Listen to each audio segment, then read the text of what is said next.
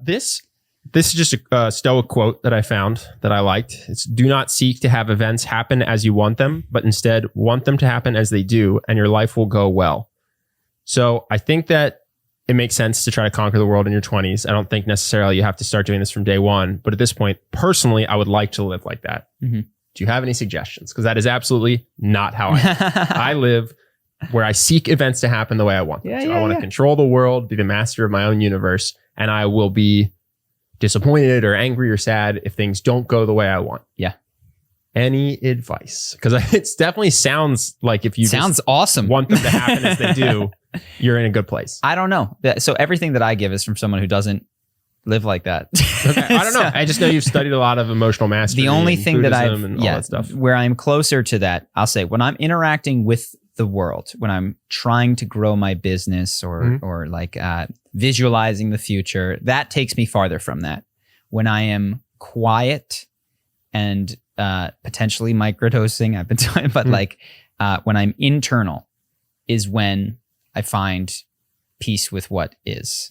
So yeah, the more that and for me, I'm not thrust into World War III. It's not really hard with my external surroundings to choose to go internal. I just choose not to sometimes. I'll just spend like 2 weeks not laying down quietly and instead wanting to win in League of Legends, which we've been playing and I'm fucking toxic at. Well, I was actually going to ask you that. So for me, where I see it for myself is I want my videos to do well. And when they don't do well, I am wishing that they would do better. Yeah. And then even in my purest joy, which is surfing, if I botch a wave, I will have wished to have done better. And I see in you that maybe it's less fun to lose at a video game with your friends than to win it.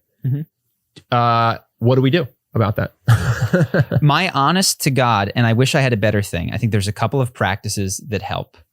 One is like removing stimuli that are destructive to you. And so we've talked about the dashboards, I haven't logged into YouTube in weeks. And I get the idea that our last 2 videos were complete fucking duds. Yeah, they weren't good. But well, I think they were good, but no one wanted to watch them. It's not staring me in the face. Yeah. So that's one that is like, we each had a dud video. You probably have cared more than I have. Because as soon as I learned it was a dud, I'm like, this is off limits to my eyes. Like, I'm not going in here. And I just want to, what is it? Sort of, this isn't simply avoidance of a truth and I'm going to pretend it's not the case. I know the video bombed. I just also recognize I have no more growth by reiterating that point and like checking the numbers every day. Like I have come to terms with the fact that that video did not succeed on the level that I wanted to as regards views. Yeah. Like I'm not denying that. So I'm not saying to run from your problems or anything. I'm just saying don't belabor them. And I'm past that point. Here's my goal though. Be okay when 1 million people watch the Craig Ferguson video on how to flirt. Yeah. Because that's great.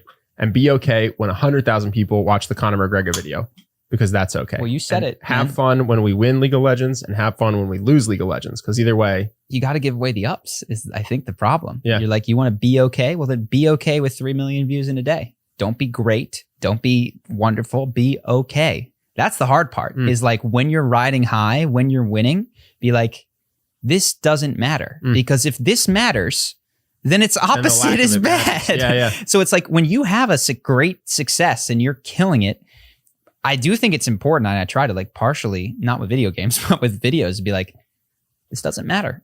This doesn't matter. It didn't matter when it was 10 of 10 and it doesn't matter when it's 1 of 10.